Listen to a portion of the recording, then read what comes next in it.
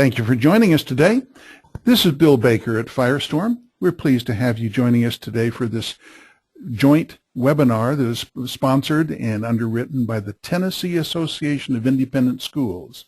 This is part of the Crisis Coach webinar series that is sponsored by the Tennessee Association of Independent Schools. Our subject today is going to be time when it matters most. We'd like to invite you to become our friend at Facebook at Firestorm Solutions.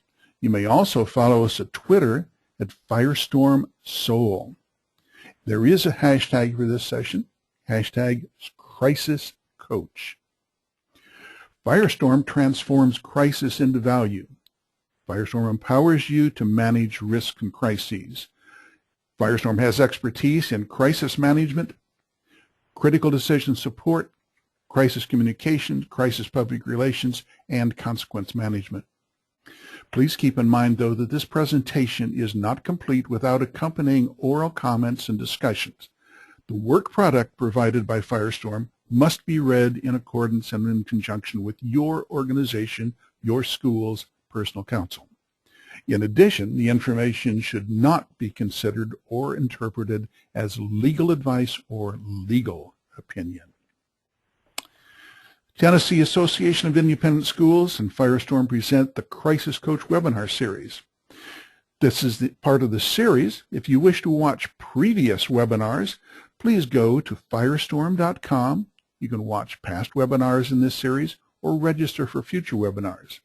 In addition, you can download our book, you can download white papers, lots of information there. Our subject today, time when it matters most, and our presenter is Jim Satterfield, who is the president, co-founder, chief operating officer of Firestorm Solutions. Jim, I'll turn it over to you to tell us a little bit about the Tennessee Association of Independent Schools. Well, first of all, thanks, Bill, and thanks for pulling it together today and getting us started in the process. This Crisis Coach webinar series is underwritten by the Tennessee Association of Independent Schools, and normally you'd be hearing from Rich at this point, but he had a conflict and was not available at the start of our broadcast, and we want to keep to our time schedule today as we go together. We have a number of schools in Tennessee on the call today and on the discussion, and the opportunity is for all of our schools to work together. The Tennessee Association of Independent Schools does great work, and the involvement there has been very interesting as we've held a series of Crisis Coach workshops across Tennessee and Memphis, Knoxville, and now Nashville. Also, Gertie Knox, who a Firestorm principal, has been working directly with you there as we look together at how we as in the educational sector can make a difference for our students and our families and parents that are involved to making sure that we're prepared. My name is Jim Satterfield, as Bill stated earlier, and I'll be your presenter today as we talk about time when it matters most. Now, before we start any of the webinars, we generally give a quick update of some of the things that we're seeing in the news. And since our last webinar last month, a great many things have occurred. And really in the last week or so, we've seen a series of events. We had the stabbings that occurred last week at the regional high school in Murraysville, Pennsylvania. Some 20 students stabbed over a 30-minute period. And again, an opportunity with looking at behavioral threat risk assessments of identifying whether this child could have had an intercession before those actual events occurred, and obviously the impacts associated with it. An example of that is the Fort Hood shootings that occurred once again, as we saw violence coming in with 3 dead and some 16 injured in that process. But I'd like to show you that quote that was on his Facebook account, the shooter's Facebook page. "I've just lost my inner peace, full of hatred. I think this time the devil will take me. I was robbed last night, and I am sure it was 2 Flaccos," that's translation for guys. "Green light, finger ready, as easy as that." And you see the clip there from Facebook with the quote that I just gave you in the Spanish that he had posted it in. This is an individual who was a father or married, had friends on his Facebook account. So multiple people had an opportunity to see this posting prior to the event taking place. And if there had been an intercession, this person who was obviously at high risk, the chances are that this could have been alleviated. The same thing is true within your schools, and we'll do a session later about the role that social media plays in these areas. And I think it's important that we don't lose sight of that as an opportunity to provide an intelligence capability within the school, coupling the monitoring of social media with an anonymous reporting could well help give you the time you need when you need it the most. And if an intervention can occur prior to the bringing a gun to school or bringing a knife, that's where we're going. Not up on our screen, but we've just seen over the last few days several postings from students about bombs being planted, thinking it was a joke, another about a bullying episode and the response from parents that are associated with it. We're seeing now almost every day multiple events nationally that can be identified via social media for an intervention opportunity prior to the events. We've all been watching on the news the Boston bombing anniversary and the areas there. One of the highlights to think about is there was a backpack planted at this year as a potential copycat area as an intervention in that. And anytime these anniversary dates come up nationally around the shootings that have occurred in schools, we see a copycat pattern there for you to be aware of. I didn't want to not mention today the events in Kansas with the shooting at the Jewish Center, the events there, and it's obviously a hate crime associated with it, and a pattern of those events coming. It seems that when we talk about violence, that's a recurring theme on many, many levels, and I know we've discussed that some in these webinars. We'll do a separate one just about the violence elements associated with it. I also saw an alert today out of the UK where there are allegations of a Muslim plot to take over UK schools in Britain. This is in the Birmingham area of the UK.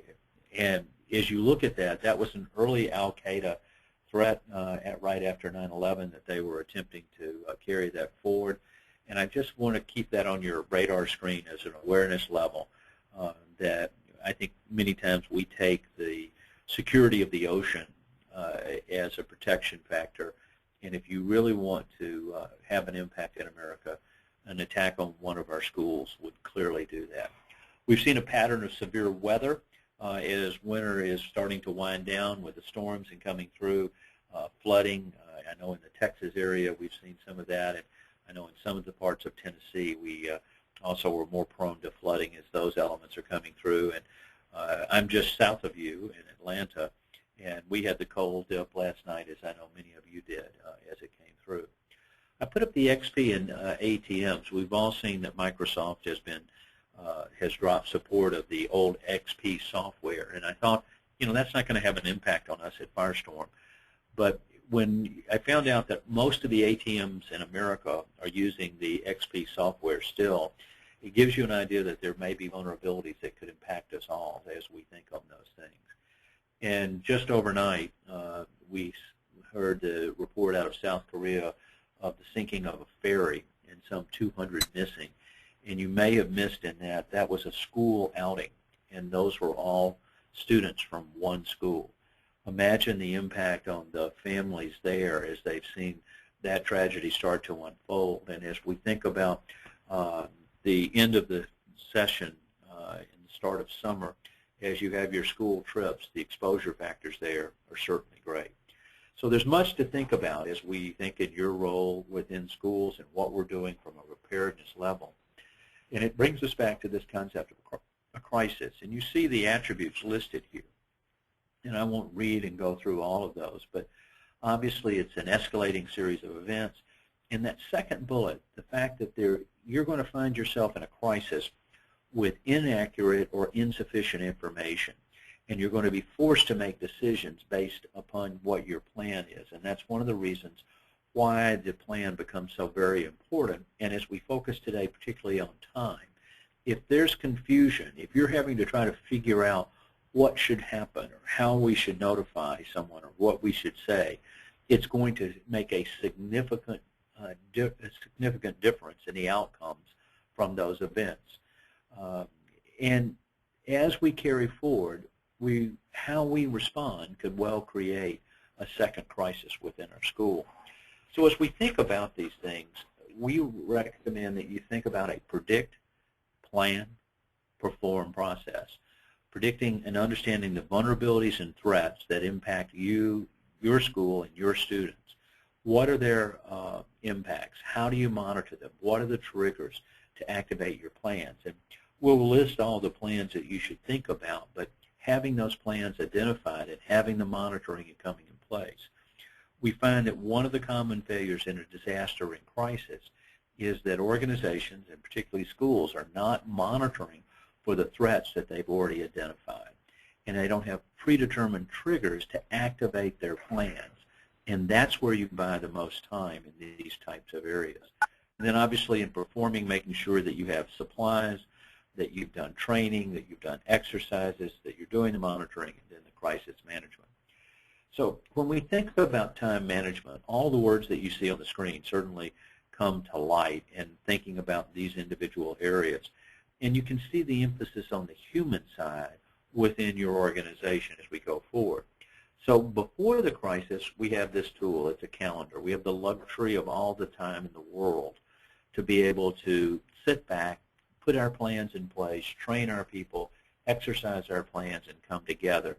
There is no impending urgency. But once the crisis occurs, that's when time matters most. And it's at those critical areas that we need to provide the time to make those decisions, because you have to make those instantaneously as we look through, and the consequences are going to be the ones that matter. So if we could give you a time machine at this particular point in time, it would significantly improve the outcomes for the crisis. And so the time machine becomes your plan, and the understanding of your people and what that plan requires and what it is that you're going to do. As I said earlier, the confusion in a crisis costs you time. You have to go back and say, well, wait a minute, what did we do? Where do we go? What are we going to say? You have to backtrack, and that's going to cause confusion, and particularly if there's dissension on what course of action to take. So plans are designed specifically to buy you time when you need it the most, and it's that onset of the particular event. Now, as we know from a planning standpoint, we have pre-action before it occurs. We have the event as it occurs and moving in. And then you're activating your emergency plans and your impact assessment. And that's the time when you really make a difference.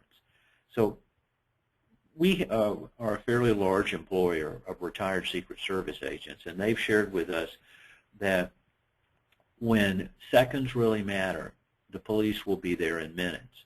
What you do and your students do and your teachers do will buy you the time before help can arrive, and that becomes extremely critical.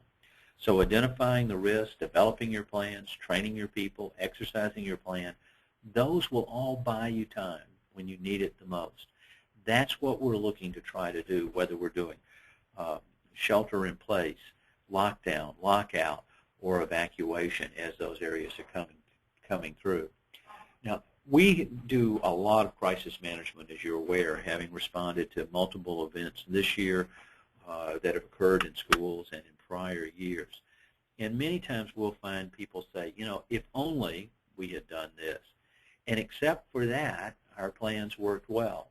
Well, if you're explaining, you're losing in a crisis. And so we want you to make sure that your plans are there, because they become your time machine when it matters most at this point. So if you're explaining and losing, if you look at the 5 questions that are up on the screen, I would encourage you to sit down and talk with your organization, your teachers, your administrators, and think about, do they know what to do, and more importantly, do they know how to do it? We've shared with you in an earlier webinar that most plans are focused on what to do, but don't explain how to do it. And as people try to figure that out, when they're under maximum stress, maximum pressure, you're going to see that plans are not optimally carried out. And you can't take a plan from another school, change the name on the cover of it, and say it applies to your school. Your physical layouts are different, your threats are different, the training that your organization has is different. And so planning those elements out make a significant difference for you, and your plans have to be up to date and they have to be available. If it's in a binder in the head of school's office, then it's not going to be much good to the teacher who's in a classroom and moving at that point. And your plans must align to standards and best practices. This is a moving target. We're seeing great growth of planning across the country as we deal with schools across the nation, and you want to make sure that your plans align to standards and best practices. And if you would like, you'll see an offer at the end that you can have an assessment of your plans done, showing you as a percentage of best practices as well as benchmarking you relative to other schools around the country. So when you need your plan, where is it? Is it that binder in the upper right-hand corner of this picture that's sitting on a shelf that you haven't updated or wasn't available? Or, and if your sprinklers go off, that binder with paper is going to get wet, and it's not going to be much use at this point in time. If it's on the computer system, but your network is down or there's a loss of power, that's not going to be as easily available. And so at that point, at the question time, when the crisis is starting to occur, will you know what to do? Will you have to figure it out? Are you counting on people just remembering?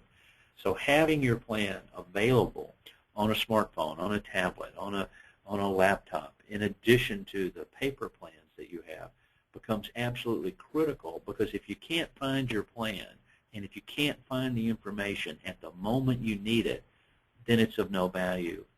And quite frankly, you don't have a plan at that point. So where is it is a question that I'd like you to think about within your school and your operation. So if we had to summarize what we said so far, it's time, access, and accuracy.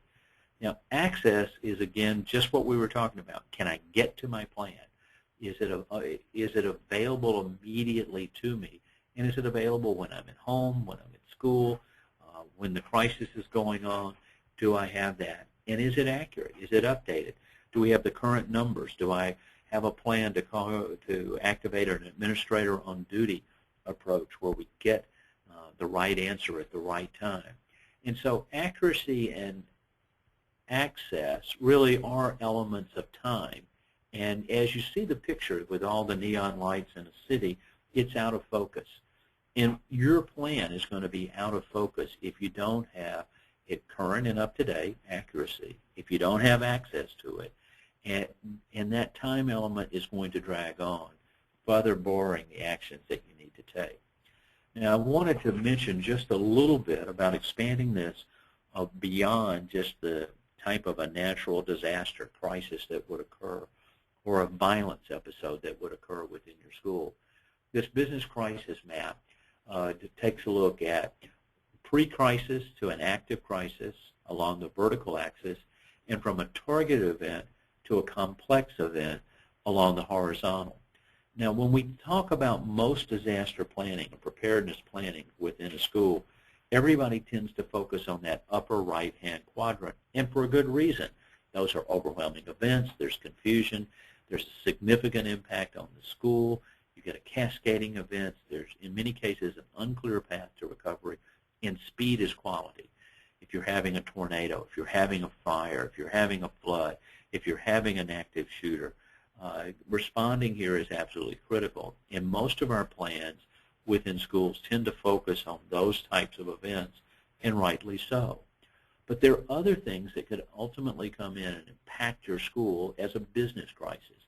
And they move from that event that's not yet occurred, something that's a difficult business event, an event or a series of events that causes a disruption, failure to communicate with the appropriate members, process controls and control failures, and can become chronic if ignored. We were talking with a school, and they take attendance in the very first period with their advisor, each student's advisor at the start of the day, and anyone who is not there then the staff is notified, and the receptionist calls the parents to find out where they are and then reports back. But in many cases, it's the second, the third, the fourth period in the day before those reports can come back for coordination. So if a student was there in the first period, but then was taken or left school in between time, that would become unknown because of the reporting mechanisms there within the school. And a lost student can certainly create an issue. And so the business processes there cause that concern. Now, if those are allowed to continue and are even compounded, they can become chronic.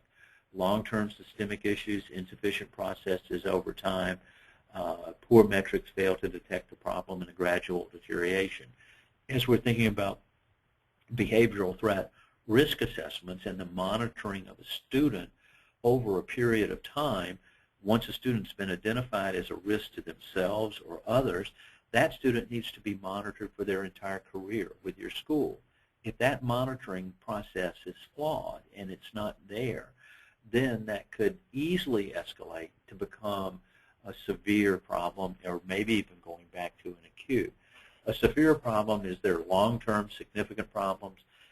If quick actions are not taken in, there could be a liquidation of assets or layoffs, and it could become a death spiral for the school. As an independent school, you're looking at your cash flow and what's happening in these areas and how you're maintaining your funding for the services. And so managing those could ultimately lead to a business crisis.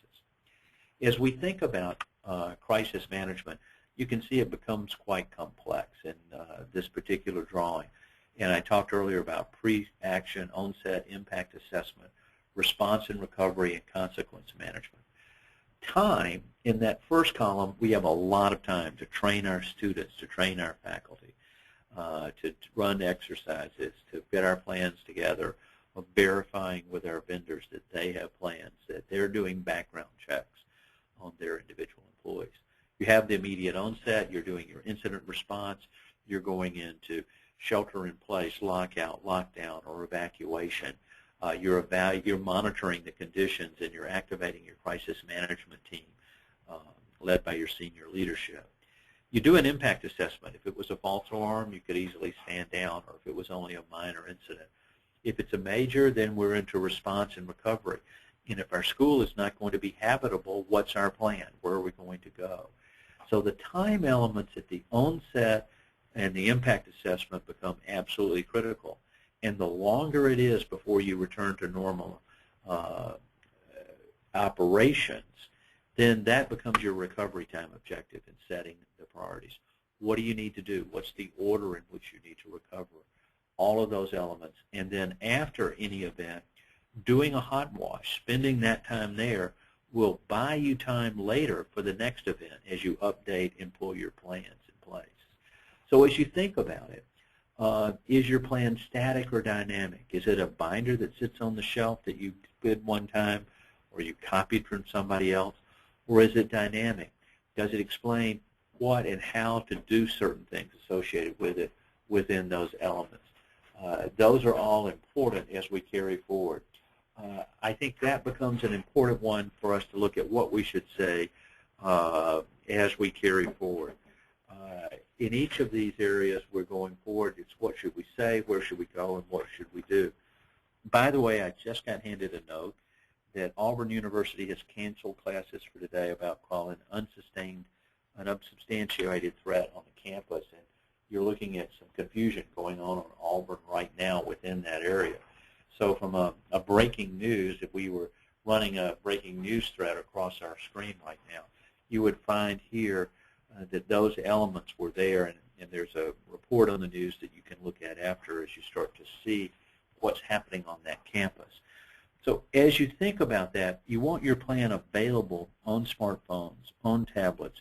You want to have a posting in the classroom so that you've got quick instructions that a teacher can refer to be able to take those actions. And as you've heard us say in many cases, you want to have the ability to lock your classrooms from inside the classroom to buy you that time for those first responders there.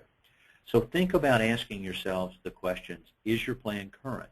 Is it easy to use? Is it available 24/7 to everyone? Have we trained our people and tested? Those are the elements that are there. The supplies in the upper area on the slide are also one. With some of the winter storms that have occurred this season, particularly in the Atlanta area, we saw a situation where we had students who spent the night at school, over 2,500 within Cobb County here in the Atlanta area that were forced to spend the night at schools, and having those supplies. Are there supplies in the classrooms? Are there supplies at the schools? Are they there together? So as you think about all the plans that you have, your plan needs to integrate, and your system needs to integrate everything you see on the screen. Now, whether you call it continuity of operations or business continuity within the school, and I could add the behavioral threat risk assessment to this list. And you see crisis management, the emergency response, the notification. Many of the schools that we've worked with don't have reunification plans already identified within their system of how are they going to reunify parents with students after a crisis, particularly if their campus has been compromised and they lose control. Thinking about those now, you have the luxury of time. Trying to design that in the middle of an event is extremely difficult. Social media risk and the programs and plans and the monitoring that you have associated with it, and workplace violence. So as you pull those together, we need to integrate and manage all of those.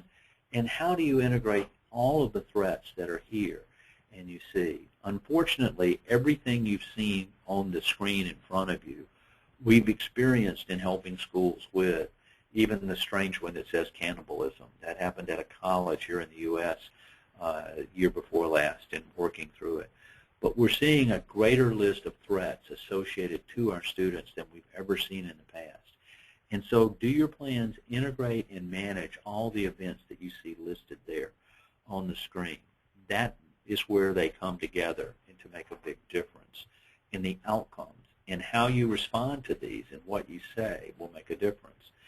I also would want to point out that as we're seeing those students that are at risk to themselves, that are contemplating suicide, we're seeing a direct link between that and the creation of kill lists of students that they plan to take out, or faculty that they plan to take out, with the idea that they'll have suicide as a death by cop. So thinking about all of these elements and building those into your plans and the case management to address that will buy you the time when you need it the most. The inserting of a mitigation attempt of how you move on those types of areas will make a significant difference. A little simpler look at that time cycle associated with it can be seen in this particular slide. You have the pre-action with all the works, you have the event, the onset, and then you're immediately into emergency response. These actions should take place because you have declared that an event has occurred, and there should be no doubt in anyone's mind not only of what they need to do, but how they need to do it without exception. You then are assessing it, determining the impact, making a decision if you're declaring a crisis, activating your crisis management plan, then activating your recovery plans directly thereafter. And don't forget that hot wash to determine how can we improve our plan so we'll have a significantly better outcome at the next time. Also in this whole area, we're going to need to communicate. And communications, it becomes extremely critical in a crisis as we go forward. It used to be we had a golden hour in a crisis. We had an hour to meet with our board, with our legal counsel, with our PR firm to determine what we were going to say or do in those areas. But today with smartphones, with social media, we're seeing postings and information being disseminated instantaneously within that area. And so what we communicate and how we communicate it makes a big difference. If you have a notification system in place and you send an alert that you have gone into lockdown, at that point in time, and we've asked the parents not to come to school, they're going to read that message of how quick do we get there. to try to come in, and that creates another level of concern for you within the process. We also see that social media has been used by traditional media to gain access directly to the students without their parents or your permission. Every day we see a situation where CNN or another major network sends a text asking students would they go on camera, would they send a picture of what's going on. So we're seeing with Instagram and the posting of pictures, the posting of videos and recordings and messages coming back during those events. This communications has become much more complex, so it's not one that's later that could be done as the traditional press conference that you see up in the upper right-hand corner. By the way, we would recommend to you that your head of school not be your initial spokesperson, recognizing the point we've shared earlier that most of what you learned initially in a crisis is wrong, and so you're going to be making decisions based upon wrong information. We don't want to put the head of school at risk in this particular area. And an event has occurred, you want to let the police or the fire, the police chief or the fire chief communicate about that process as opposed to you. Let them talk about the details of what they knew and when they knew it and what's been going on in that particular area, not the school. You want to be talking about not being defined by the event, inventing the future, what controls you're going to put in place going forward, and embracing the families that were involved. If you're explaining what's going on in one of these events, you're losing in those particular areas. So communications has become much more complicated with text messages and emails and pictures and videotapes going up.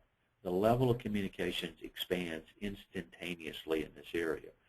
You need to sit down, when time matters most, to pre-plan what are your 3 key messages to each of your stakeholder groups for each one of the vulnerabilities and threats that you have identified. So if you start to build this message map that's in place, it will buy you the time because it's easier to edit that message than it is to create it at the time of crisis. So when time matters most, having base messages make a significant difference for you in those areas.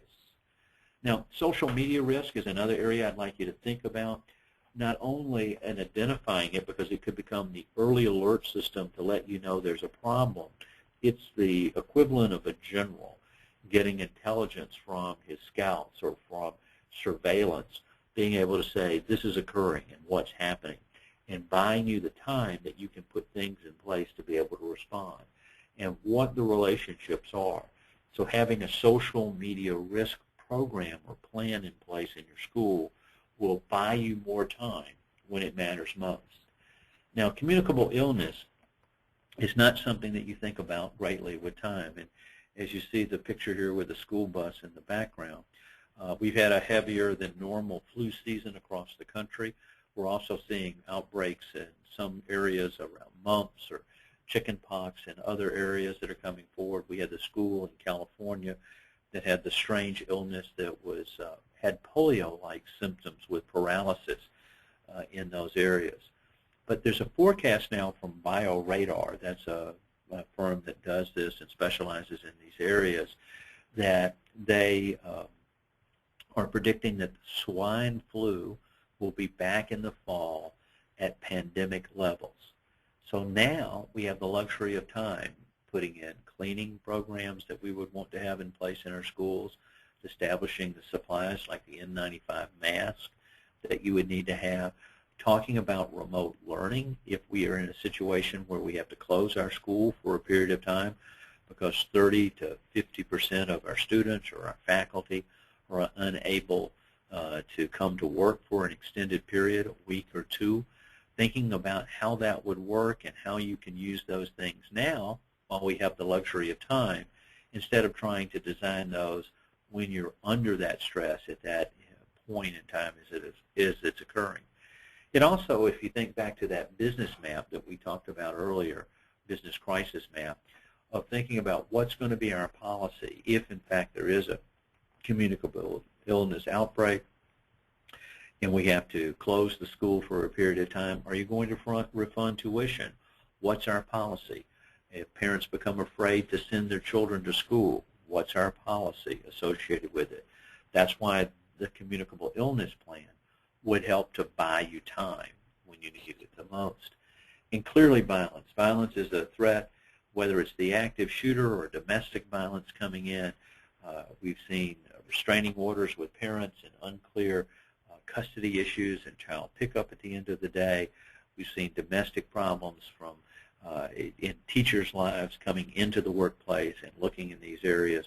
Having a workplace violence program goes a long way toward buying you the time as you think through it. So the key criteria, that was a tongue twister for me today, are making sure that your plan's aligned to best practices, that they're available 24/7 to everyone. I would encourage you to start thinking beyond the old traditional binder that sits on a shelf, the old binder that says what to do and not how to do it. And think about this, that item in the center, the continuous improvement aspect of it. That's the most important one for you to consider because it has to be current. It has to be easy to deploy. It's more than just a binder on the shelf, and you've got to train your people. All of these elements that are coming together will help you determine about your plans. So if you look at these key criteria that are listed here, and you had to give yourself a report card on those, are you rated as an A or an F in each one of these areas? That's what I'd like you to begin to think about because that will work to give you the time that you need. So it's a continuous improvement partnership. It's a partnership between your administration and your teachers, between your teachers and your students, and back to their families. And this is a continuous process. Your families want to know that their children are safe when they're in your care, custody, and control. And so this preparedness area is a journey. And preparedness is a much better word than to talk about safety or security. It's really preparedness. It's a much more positive statement, and it's a way to carry it forward. Ultimately, this is a governance responsibility. Your board or your trustees are responsible to make sure that there is a plan in place and that it's dynamic and it addresses the areas that you're concerned with. And you must have an awareness of what best practices are as we look at each of these areas. I mentioned several things today that maybe you have not considered fully, and that's the social media risks that you're facing or the behavioral threat risk assessment program that you need to have in place so that you're doing the proper assessments and you're identifying those students that are risks to themselves or others before the actual threat materializes. So when you think about measuring your plan, it's the reason to do that is what are your parents concerned about? Can your school survive a disruption or a crisis? Firestorm provided the support at Virginia Tech after the shootings there several years ago. And think about Dr. Steger, the president of Virginia Tech at the time, having to make a phone call to 32 families telling them that their son or daughter or husband or wife was not coming home that day. Think about the shootings that just occurred in Kansas City, contacting those families, or the other events that we see happening, the stabbings in Pennsylvania, the notification of those families. We want you to have your plans in place and aligning with standards and best practices. So are you ready? How do you know? And are you sure? Those three questions are ones that your parents are asking you, your students are asking you, and your teachers are asking. And so when your time matters most, you've got to make sure that you have aligned and that you have the supplies and that you know what your gaps are. It's okay that you don't have everything in place today, but if you know where the gaps are, then you can plan around those until you have a place and a chance to address all of them. If you haven't had an assessment done, the Tennessee Association of Independent Schools has provided for a self-assessment by Firestorm on your school preparedness. There are 8 dimensions required for having a preparedness plan at your school. And as you think about those, we look at multiple data points, 5 or 6 in each of those 8 dimensions. to help you understand where you are relative to standards and best practices, and then to benchmark your school against others so that you can begin this continuous improvement process. The $2,500 assessment fee has been taken care of by the Tennessee Association of Independent Schools as a result of your membership. So that's a very important aspect for you to consider. Now, you can contact us at firestorm.com and request that. Be sure to mention the Tennessee Association in order to get the assessment at no cost to you or your school.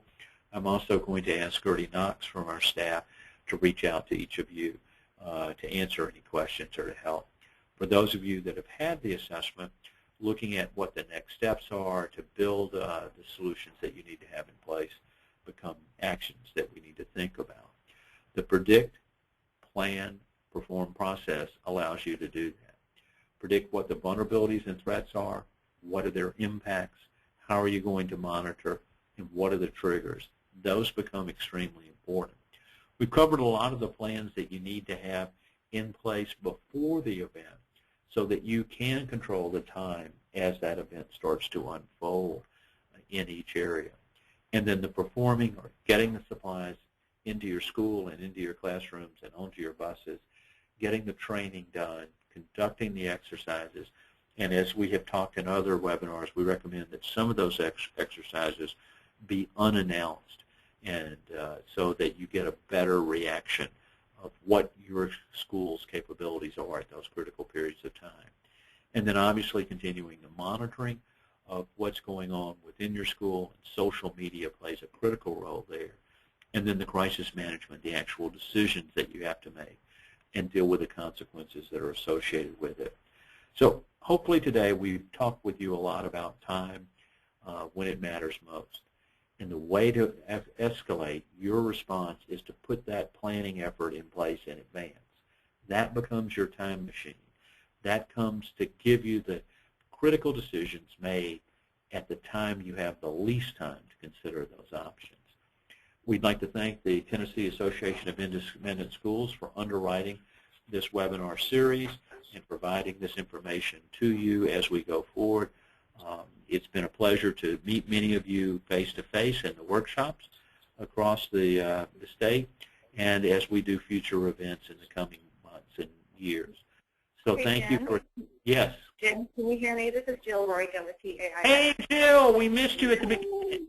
I'm sorry, I got caught up and I got in a couple minutes late, so I'm so sorry. But thank you so much. I was able to sit in and listen to the rest of everything, and it was wonderful. We appreciate all of your support and help our schools take advantage of your free assessment, because I know crises happen, they just do, and so for schools to feel better prepared prior to those things happening is crucial. So thank you for your support. It's our pleasure, and I got to meet Jill at the Crisis Coach Workshop in Nashville just a few weeks ago, and yeah, and I met Rich in a couple of the other events also.